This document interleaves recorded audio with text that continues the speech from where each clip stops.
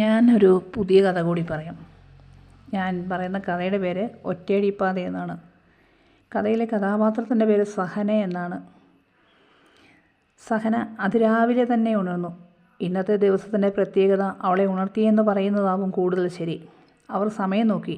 3:30 കഴിഞ്ഞിട്ടേ ഉള്ളൂ. കിടന്നിട്ട് ഉറക്കം വരുന്നില്ല. വെട്ടം വീണിരുന്നെങ്കിൽ. വേഗം പുലരാൻ അവർ പ്രാർത്ഥിച്ചു. കാരണം വേറൊന്നുമല്ല, തൻ്റെ ജീവിതത്തിൻ്റെ ഏക ലക്ഷ്യമായ മകൻ ഇന്ന് സ്ഥലം RDO ആയിട്ട് ചാർജ് എടുക്കുന്ന ദിവസമാണിന്ന്. ഓർക്കുന്നോറും സന്തോഷം കൊണ്ട് മനസ്സ് നിറയുകയാണ്. ഇതുവരെ താൻ ജീവിച്ചത് വെറുതെയായില്ല. ജീവിതത്തിലെ എല്ലാ പ്രതിസന്ധികളെയും താൻ തരണം ചെയ്തത് ആമുഖം ഉള്ളിലുള്ളത് കൊണ്ടാണ്. തന്നെ മുന്നോട്ട് നയിച്ച ഏക കാരണം തൻ്റെ പ്രിയപ്പെട്ട മകൻ പ്രതീഷ്. അതായിരുന്നു അവരുടെ മകൻ്റെ പേര്. പ്രതീഷ് എന്ന പേര് അന്വർത്ഥമാക്കുന്നതായിരുന്നു അവൻ്റെ സ്വഭാവവും. സഹനയുടെ പ്രതീക്ഷയ്ക്കൊത്തു തന്നെ അവൻ വളർന്നു.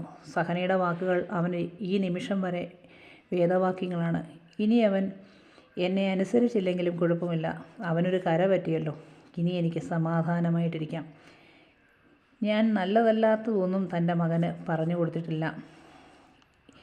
എനിക്കെന്ന പോലെ മറ്റുള്ളവർക്കും സഹായമാകണം തൻ്റെ മകനെന്നേ ഞാൻ ചിന്തിച്ചിട്ടുള്ളൂ. ഞാനൊരു മുസ്ലിം സമുദായത്തിൽ പിറന്ന് വിവാഹം വരെ അതിൻ്റെ ആചാരങ്ങൾക്കനുസരിച്ച് ജീവിച്ചു. പക്ഷേ എൻ്റെ ജീവിതത്തിലെ പ്രതിസന്ധികളിൽ ഒരു മതവും എന്നെ സഹായിച്ചില്ല. അതുകൊണ്ട് തന്നെ ഞാൻ എൻ്റെ മകനെ മതം പറഞ്ഞ് പഠിപ്പിച്ചില്ല. ഏത് ദേവാലയം കണ്ടാലും പ്രാർത്ഥിക്കണമെന്ന് മാത്രം പഠിപ്പിച്ചു. സ്കൂളിൽ ജാതിപ്പേര് എഴുതേണ്ടിടത്ത് മനുഷ്യൻ എന്ന് ആണ് സഹന എഴുതിയത്. അങ്ങനെ ഓരോന്നോർത്തുകൊണ്ടിരിക്കവേ അമ്മേ എന്താ ആലോചിക്കുന്നേ എന്ന ചോദ്യം കേട്ടാണ് അവർ ചിന്തകളിൽ നിന്നുണർന്നത്. തൊട്ടു മുൻപിൽ മകൻ ചിരിച്ചുകൊണ്ട് നിൽക്കുന്നു.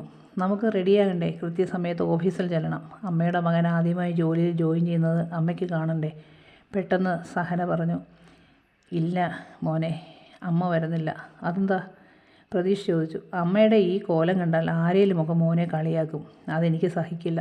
എൻ്റെ മോൻ എവിടെയും അന്തസ്സോടെ ജീവിക്കുന്നത് കണ്ടാൽ മതി.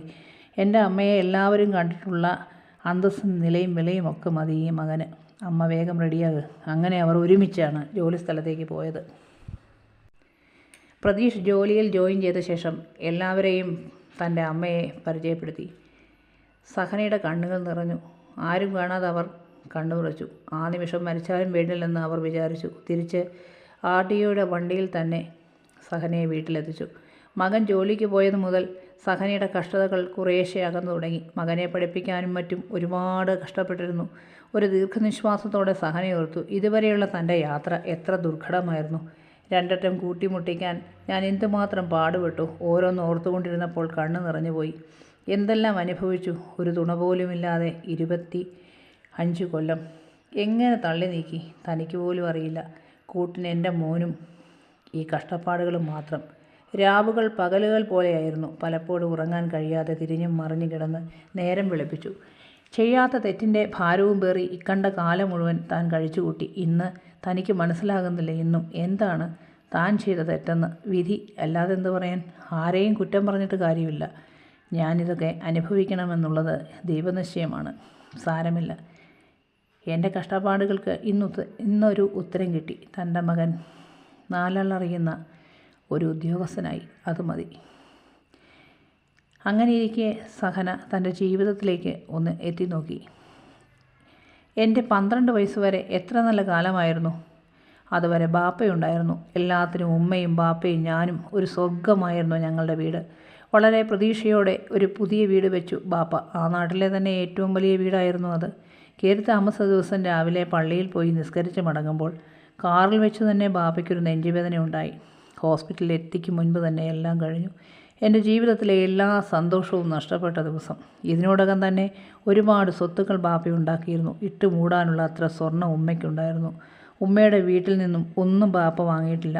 എന്നാലും എന്നെയും ഉമ്മയും പൊന്നുപോലെയാണ് ബാപ്പ നോക്കിയത്.